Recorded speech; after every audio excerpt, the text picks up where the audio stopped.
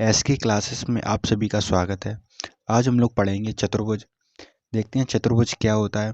चतुर्भुज चार भुजाओं से घिरी आकृति चतुर्भुज कहलाती है। यानी कि कोई भी ऐसी आकृति जिसकी भुजाएं चार हो, यानी कि चार रेखाओं से बनी आकृति चतुर्भुज कहलाती है। चार भुजाओं या चार रेखाओं से बनी घिरी यानी कि बंद आकृति होनी चाहिए, तो वो क्या कहेगी, कहलाएगी चतुर्भुज। जैसे ये आकृति है 1 2 3 4। कितनी भुजाएं हैं? चार। 1 2 3 4। आप कोई भी ऐसी आकृति बनाएं जिसमें चार रेखाएं हो और वो आकृति बंद हो, तो वो क्या कहलाएगा? चतुर्भुज। ठीक है, बात करते हैं। जैसे माना कि एक रेखा कौन सी है? ए बी सी डी, ये पॉइंट मान लिए हमने। तो एक रेखा हो गई ए बी, एक हो गई बी सी, एक हो गई सी डी या फिर डी सी, और एक हो गई ए डी। तो चार रेखाएं हैं। चार रेखाओं से घिरी आकृति चतुर्भुज कहलाती है। ठीक है, अब बात करते हैं। मान लीजिए कोई भी ऐसी आकृति हो जिसमें चार भुजाएं होंगी, तो वो चतुर्भुज कहलाएगा। आगे देखते हैं। आयत। आयत क्या होता है? आयत भी एक प्रकार का चतुर्भुज है, लेकिन आयत की जो आमने सामने की भुजाएं हैं, आमने सामने की जो भुजाएं हैं वो बराबर होती हैं। यानी कि जैसे ए बी सी डी, मान लीजिए चार बिंदु हैं और चार बिंदुओं से और चार रेखाओं से मिलकर एक चतुर्भुज बना है, और उस चतुर्भुज की आमने सामने की भुजाएं बराबर हैं। अगर आमने सामने की भुजाएं बराबर होंगी तो वो आयत कहलाता है। तो लिखते हैं हम लोग, जिस चतुर्भुज की आमने सामने की भुजाएं बराबर होती हैं तो चतुर्भुज कहलाता है। ठीक है, डायरेक्ट लिख देंगे हम लोग, आमने सामने की भुजाएं बराबर होंगी।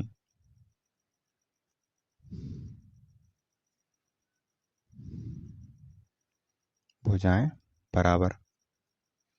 ठीक है, आमने सामने की भुजाएं अगर बराबर है तो क्या होगा? आयत।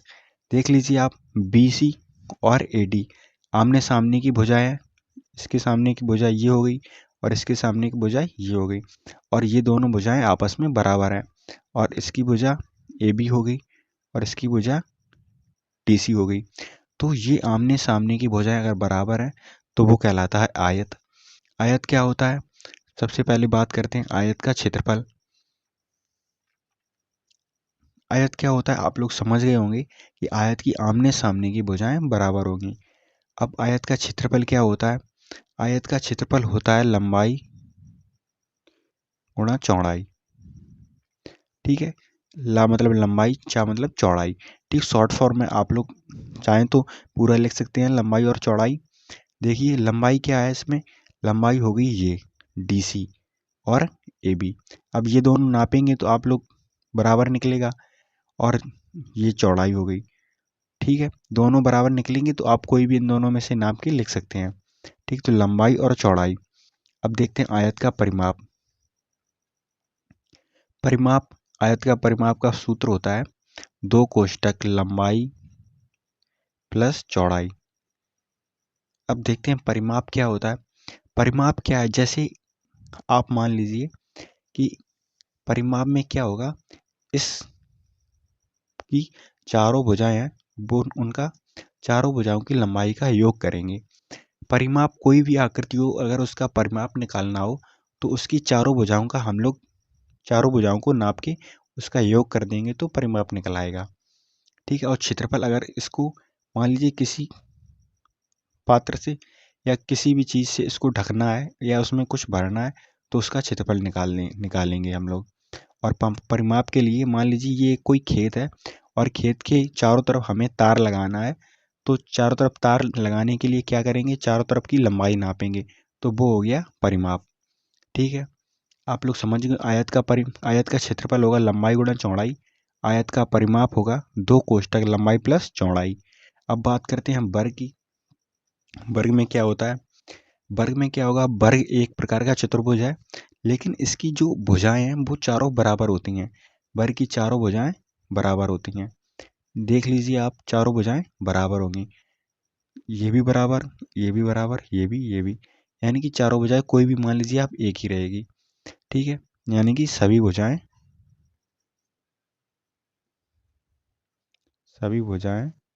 बराबर होंगी। ठीक है। वर्ग एक प्रकार का वह चतुर्भुज है जिसकी सभी भुजाएं बराबर होती हैं। वर्ग का क्षेत्रफल क्या होता है? वर्ग का क्षेत्रफल होगा भुजा स्क्वायर, यानी कि इसकी कोई भी भुजा चारों तरफ चारों भुजाएं बराबर है। मान लीजिए अगर भुजा हमने ए मान ली तो सभी भुजाएं ए होंगी, तो इसका क्षेत्रफल ए स्क्वायर भी लिख सकते हैं, यानी कि भुजा का स्क्वायर। क्षेत्रफल क्या आएगा? भुजा का स्क्वायर।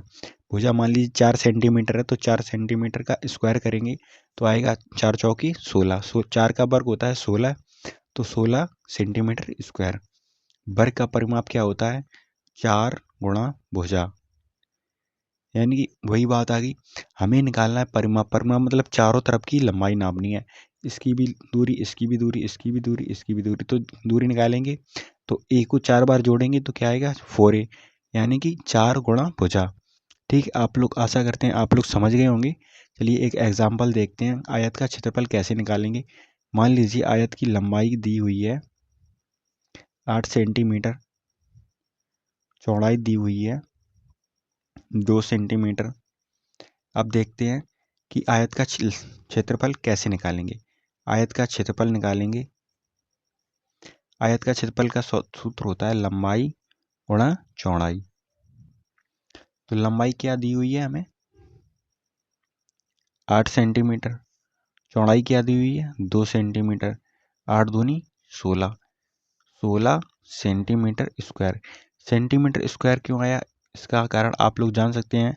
8 सेंटीमीटर 8 सेंटीमीटर, तो सेंटीमीटर में सेंटीमीटर का स्क्वायर करेंगे, मल्टीप्लाई करेंगे तो सेंटीमीटर स्क्वायर आ जाएगा।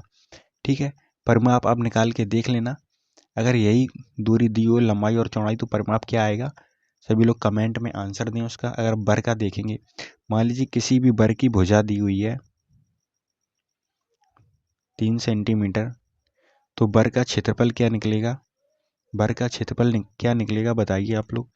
क्या फॉर्मूला होता है क्षेत्रफल का? भुजा स्क्वायर। तो भुजा क्या है 3 सेंटीमीटर, तो 3 सेंटीमीटर का स्क्वायर, तो 3 का 9 सेंटीमीटर स्क्वायर। तो वर्ग का क्षेत्रफल क्या निकलेगा? 3 सेंटीमीटर 9 सेंटीमीटर स्क्वायर। परिमाप की बात करते हैं, अगर परिमाप पूछा जाए वर्ग का, तो परिमाप क्या निकलेगा? 4 गुणा भुजा।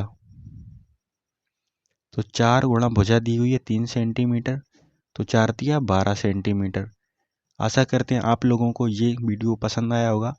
चैनल को लाइक सब्सक्राइब कर दें सभी लोग चैनल को, और वीडियो को ज़्यादा से ज़्यादा शेयर करें।